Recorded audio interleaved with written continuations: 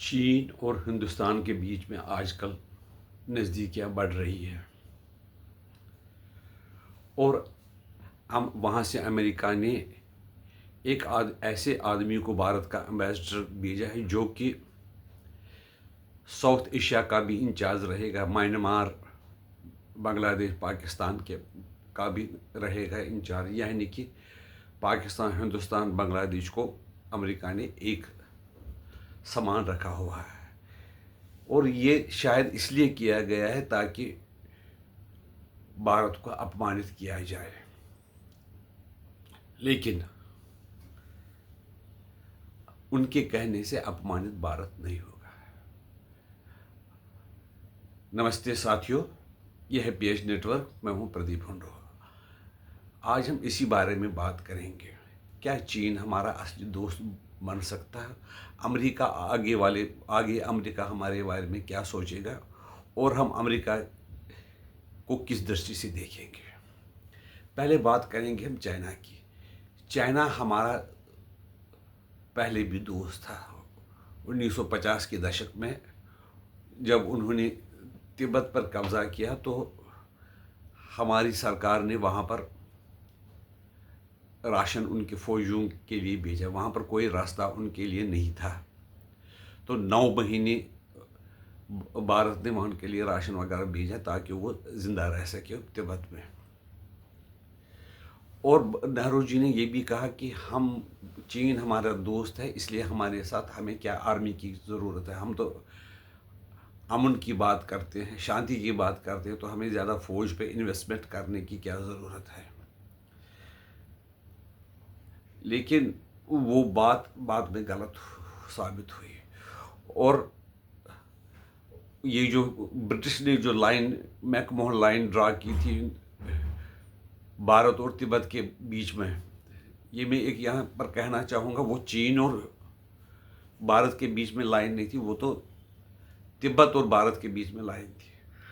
लेकिन वो McMahon line कितनी बड़ी थी उसका कोई अंदाज़ा नहीं था कि वो कहाँ से कहाँ तक जा रही है।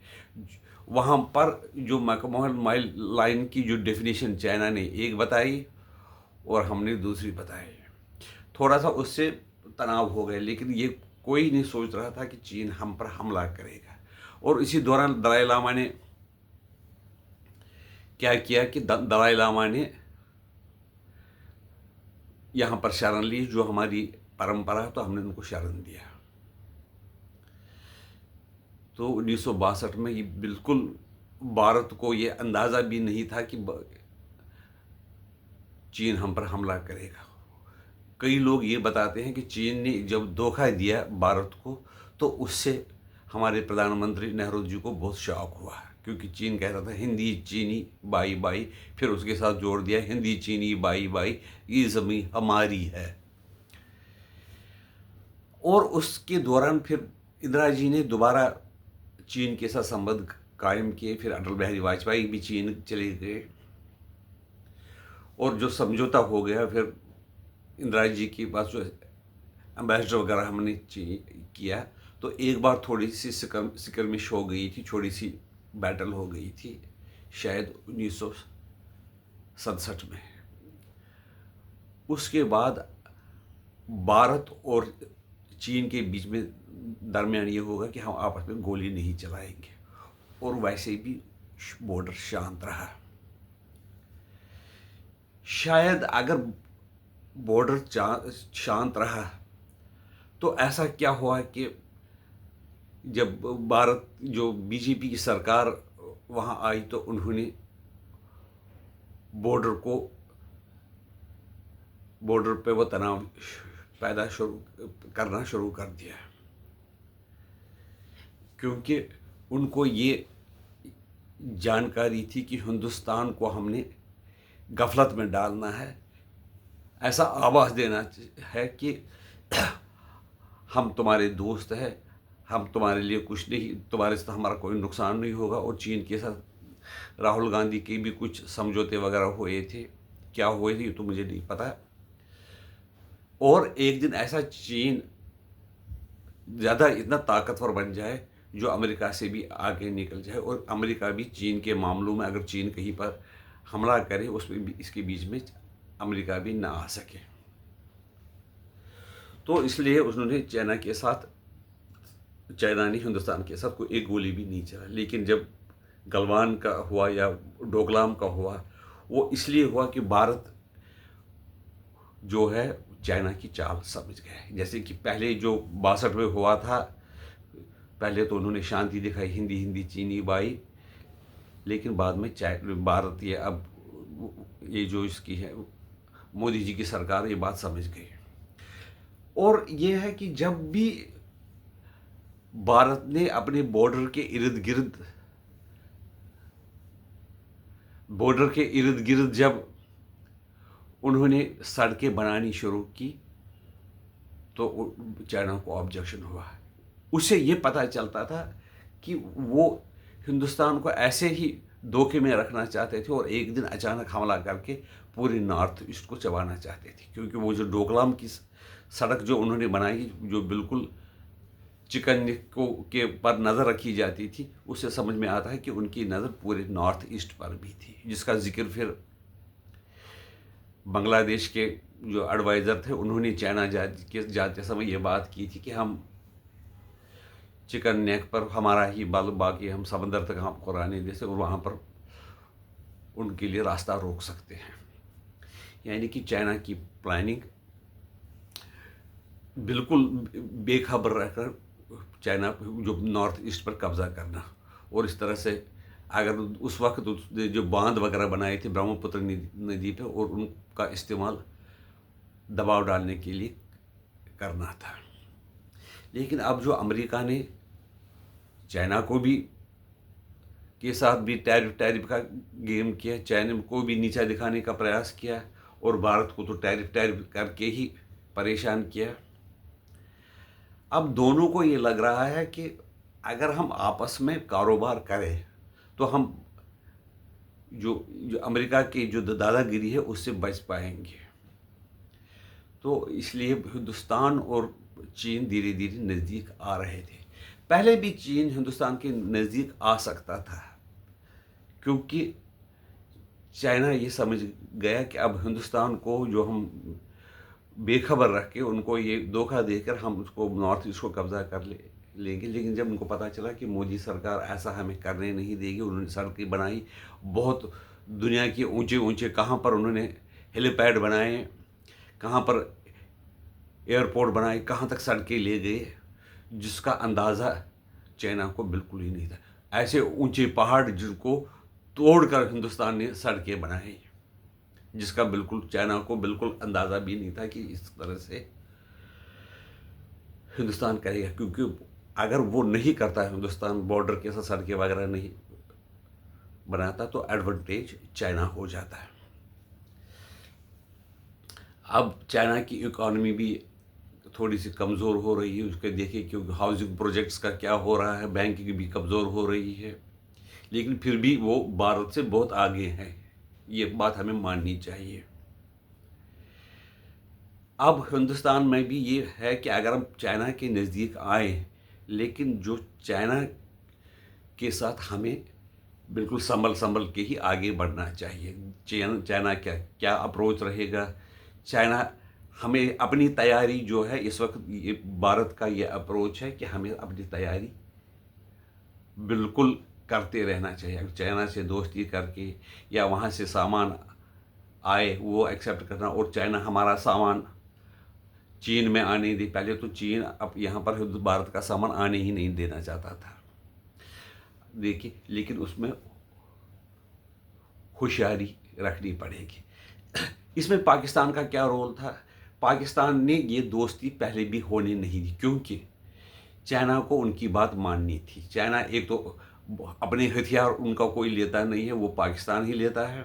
दूसरी बात, चाइना ने बहुत पैसा इन्वेस्ट किया है पाकिस्तान में। वो सोच रहे थे अगर हम हिंदुस्तान के साथ नज़दीकी बने तो हमारा जो पाकिस्तान में पैसा लगा है वो डूब जाएगा।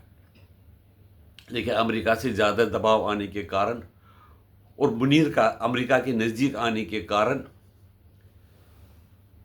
शायद चाइना समझ रहा होगा इस वक्त ये बेहतर है कि हिंदुस्तान के नज़दीक भी आ जाए। हिंदुस्तान भी चाहता है कि हम अपनी तैयारी रखें लेकिन चीन के नज़दीक आ जाए।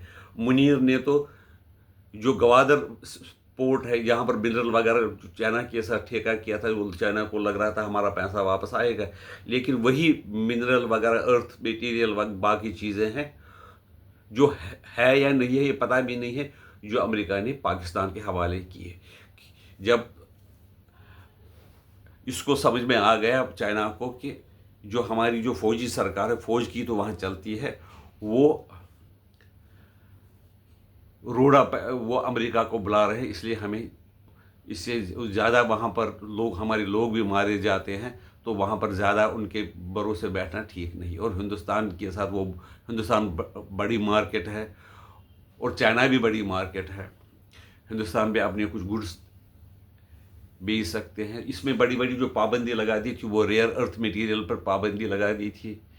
जो टनल बनाने के लिए बड़ी बड़ी मशीनें थी उन पर पाबंदी लगाई थी और कुछ जो सॉफ्टवेयर वगैरह पर, इलेक्ट्रॉनिक्स पर पाबंदी लगाई थी, तो वो चीन ने हटाने का फैसला किया है। फिलहाल तो चीन का रवैया जब तक ठीक है, हमें भी ठीक रहना चाहिए और ये देख कर कि आगे क्या करता है उसके लिए तैयारी भी साथ साथ में रखनी पड़ेगी। इससे अमेरिका में ये सोच रहा था, अमेरिका ने सोचा था कि चीन और हिंदुस्तान दुश्मन है, वो कभी दोस्त नहीं बन सकते हैं। इसलिए उन्होंने कहा कि हम चीन को भी अलग से दबाएंगे, हिंदुस्तान पर भी टैरिफ पे टैरिफ लगाकर दबाएंगे और वो उसको मजबूर करेंगे हमारे से हथियार खरीदने के लिए, क्योंकि उनको पता था कि अगर चीन के साथ मुकाबला करना है, चीन तो बहुत आगे निकल चुका है हथियारों में, डिफेंस में, नौसेना में, तो हमें अब ये जो हिंदुस्तान को हम सामान, जो फौजी सामान है, डिफेंस का सामान बेच देंगे तो हम बहुत ही लाभ उनसे कमाने लगेंगे, लेकिन हम टेक्नोलॉजी नहीं देंगे।